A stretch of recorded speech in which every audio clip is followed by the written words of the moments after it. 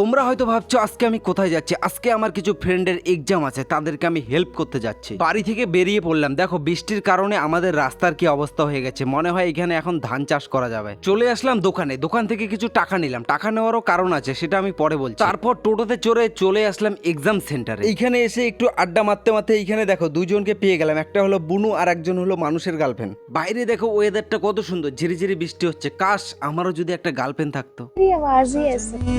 हाँ नहीं बोल सकती मैं धीरे, ऐसी ही आवाज है मेरी।